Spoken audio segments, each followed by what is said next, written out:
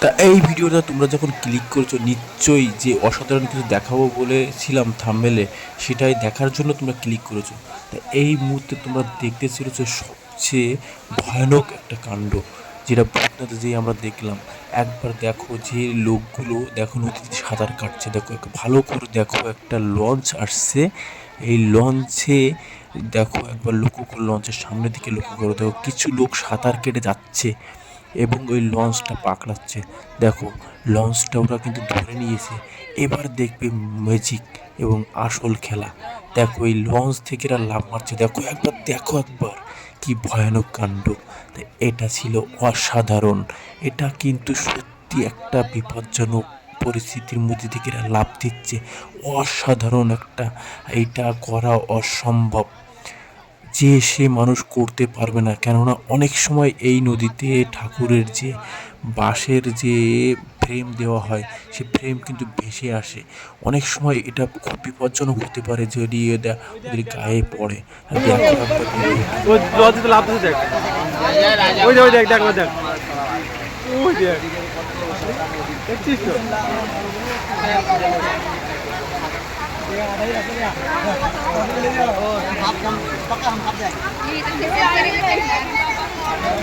बहुत बारिश हो रहा है। এটা যেটা দেখছো খুব বিপজ্জনক, কিন্তু এইরকমভাবে লাফ দিলে অনেক সময় কি হয় যে ঠাকুরের ফ্রেমগুলো চলে আসে, ওগুলো ভুল করা থাকে, তোমাদের গায়ে ফুটে যেতে পারে। কখনো এই ভুল এখানে এসে করবে না। এই রণজিৎ, এই রণজিৎ,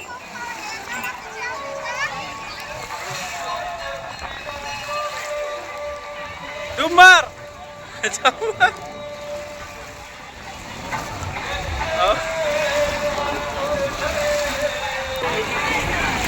হাঁটো, হাত উঁচু কর, হ্যাঁ ব্যাস।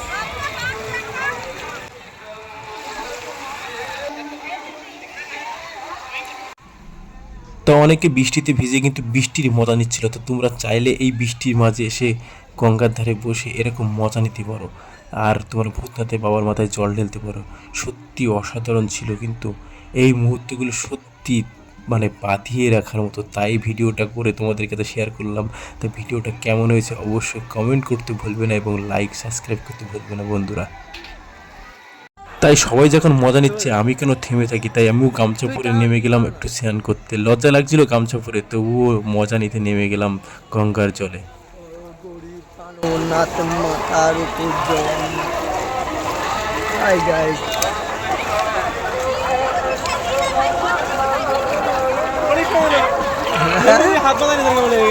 ঠিক আছে চলো কিচ্ছু হবে না বলছি। টান দিচ্ছ না তুমি, আমি আসি। ফোন ডুবি দেবো, ফোন কি হবে, ফোন কিচ্ছু হবে না। তা এবার যে কথাটা বলছি মন খুলে শুনবে। এই গঙ্গার জলে কিন্তু প্রচণ্ড স্রোত। তোমরা ভাবছো আমি এই নেমেছি দাঁড়িয়ে আছি বলে, কোনো না, আমি কিন্তু প্রফেশনাল সাঁতার কাটতে পারি বলে এতটা দূরে গেছি এবং নেমেছি। তা তোমরা কখনো যারা সাঁতার না জানো ওটা ট্রাই করবে না, তোমরা কিন্তু উঠতে পারবে না, পুরো টেনে নিয়ে যাবে। দেখো আমার তাই টেনে নিয়ে যাচ্ছে, দেখো আমি উঠতে পারছি না, এই জায়গায় কত গভীরে আমি আটকে যাচ্ছি। দেখো ডুবে নাও, ডুবে নাও, বে জানো, যাওনি যাওনি, আমি চলে যাচ্ছি, উড়ে চলে যাচ্ছি। তা ভাই আমাকে নিষেধ করা সত্ত্বেও আমি যাচ্ছি। আর ভাইয়ের বাড়ি কিন্তু ডায়মন্ড হাবড়া, ভাই কিন্তু নদী অঞ্চলের বাড়ি, তবুও ভাই ভয় পাচ্ছে। সত্যি কিন্তু এটা বিপজ্জনক, এটা খুবই মারাত্মক এবং বিপজ্জনক হতে পারে। আর কখনো যদি সাঁতার কাটার ট্রাই করো, যারা সাঁতার জানো তারা কিন্তু স্রোতের বিপরীত দিকে যাবে, না হলে কিন্তু এখান থেকে উঠতে পারবে না, পুরো কিন্তু ডুবে যাবে, মানে টেনে নিয়ে যাবে তোমাদেরকে স্রোতে। কেউ যদি তোমাদেরকে টেনে না তোলে তা তোমরা উঠতে পারবে না, পুরো টেনে নিয়ে চলে যাবে। তাই কখনো আমি করেছি বলে, এই সাঁতার কাটতে পারি বলে আমি কিন্তু ট্রাই করেছি, না কিন্তু ট্রাই করবে না, খুবই ভয়ানক, খুব ভয়ানক। দেখতে পাচ্ছ কত স্রোত, তো অবশ্যই তোমরা এটা ট্রাই করবে না, খুব ভয়ানক ছিল কিন্তু এটা, খুব বিপজ্জনক। তা গাইস বুঝতে যাচ্ছি না গাইস, আমরা তিন ভাই যাচ্ছি এবার।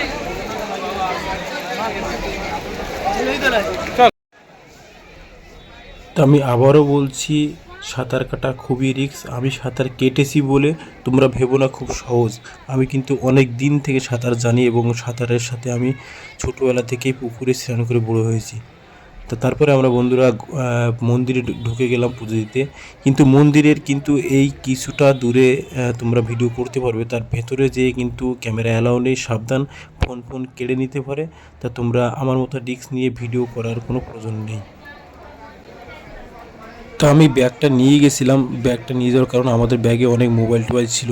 তা তোমরা চাইলে ভালো জায়গায় রেখে যেতে পারো, এটা নেওয়ার কোনো প্রয়োজন নেই। দেখো এবার কত ভিড়ের মধ্যে আমরা আস্তে আস্তে করে যাচ্ছি। এইটুকু লাইন পেরোতে আমাদের অনেকটা সময় লেগে যায়, সবারই সময় লাগবে। তা বেশি টেনশন করতে হবে না, বেশি লাইন লাগে না, একটুখানি হেঁটে চলে গেলেই তোমরা ভালোভাবে পুজো দিতে পারবে। দেখো অনেকে ডালা নিয়ে এসছে বাবার মাথায় গঙ্গার জল দেওয়ার জন্য, জল ভরে নিয়ে এসে ঘটে করে। তোমরা এভাবে সুন্দরভাবে লাইন করে পুজো দিয়ে আসতে পারবে, কোনো প্রবলেম নেই। আর খুব সুন্দর জায়গা, তোমরা অবশ্যই ঘুরে এসো, আর বেশ ভালোই লাগবে। তারপরে আস্তে আস্তে আমরা মন্দিরের ভেতরে চলে যাব। এই মন্দিরের ভেতরে যাওয়ার সময় ফোন একদমই অ্যালাউ নেই, কেননা ফোন নিয়ে তোমরা গেলে ওর মধ্যে কেড়ে নিয়ে নেবে। ফোন নিয়ে যেতে পারে, জাস্ট ভিডিও করতে পারবে না, এটাই। কিন্তু আমি আমার আগের একটা ভিডিও আছে, এই চ্যানেলেই আছে, 31 নাইটের সময় আমি কিন্তু ভিতরে যেয়ে পুরোটা ভিডিও করেছিলাম। সেই ভিডিও তোমরা দেখতে পারো, ভেতরের মধ্যে কী অবস্থা কেমন। তা কিন্তু তারপরেও আমাকে কিন্তু আটকে দিয়েছিল, সেটা ছিল রাত 2টো না 2:30টার সময়। তবুও ফোনটা কিন্তু আমার কেড়ে নেওয়ার চিন্তাভাবনা করছিল তারা। তো অনেক রিকোয়েস্ট করে ফোনটা কিন্তু ওদের কাছ থেকে আমি নিয়ে নেই, আমার ফোনটা নেয়নি।